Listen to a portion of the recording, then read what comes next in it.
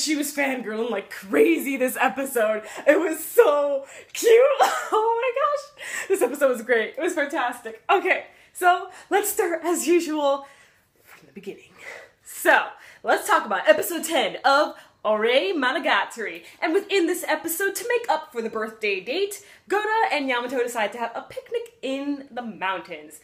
And then some extremely weird and utterly chaotic events happened, which is completely random of how they ended up in their situation.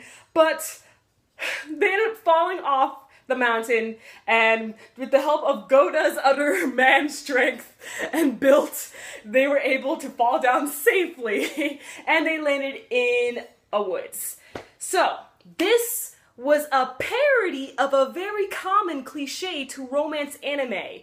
Usually what happens in romance anime is that our main love interests, you know, the boy and the girl and stuff like that, or whoever, they end up get into the situation, like normally they're with a group at first, maybe it's some sort of camping event, a training camp, or maybe it's some sort of festival, something like that. You guys know what I'm talking about if you're familiar with the romance genre. So, normally the couple is with their main group. They somehow get separated and are in the woods overnight. Now, it happens a lot. What are the usual things that happen when the couple are lost in the woods? They have no idea where to go, so they go around in circles until finally someone ends up finding them out of some weird circumstances. Also, what happens when it's time to sleep overnight?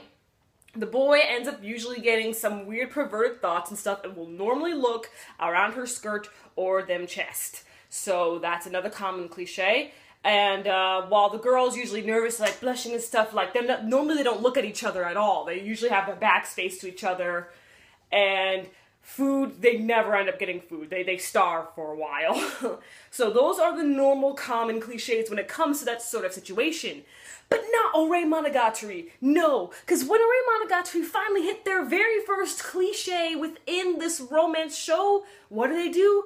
They make fun of it. That's right. With this episode, what they did with this common cliche was that Goda, with his utter man strength, he was able to make sure nothing touched Yamato, well, until the end of the episode. But still, made sure that nothing touched Yamato. He was a gentleman throughout. He's a very good, I guess you could say, hunter-tracker somewhat, for he was able to climb up a tree and find out which direction to go. Yamato planned ahead, and she packed a bunch of snacks, blankets, and Goda was able to build these things. Not only that, but he was even able to protect her from a boar.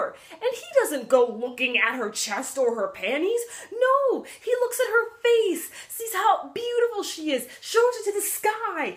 Guys, man, Ore Monogatari doing stuff like this is awesome. It is certainly what we need. This is what they do when they hit a cliche. When a romance genre such as Ore Monogatari finally realizes that they've hit a cliche, what do? They make up other scenarios and just gives you what you want. Gives you exactly what you want. Okay, so for me, the main highlight of this episode was with Yamato, with her fangirling. She did that so much. Oh man, that was great.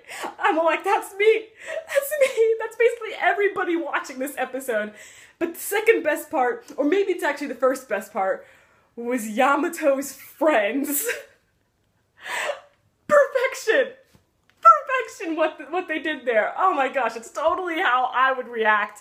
So her friends decided to cover for Yamato because when Yamato didn't like call back or receive any phone calls and stuff like that from her friends, they were all like, huh? Wait, it's nighttime.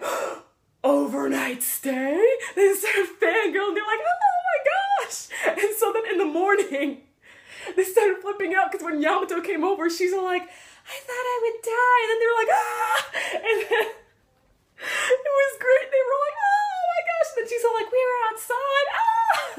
It was my first time.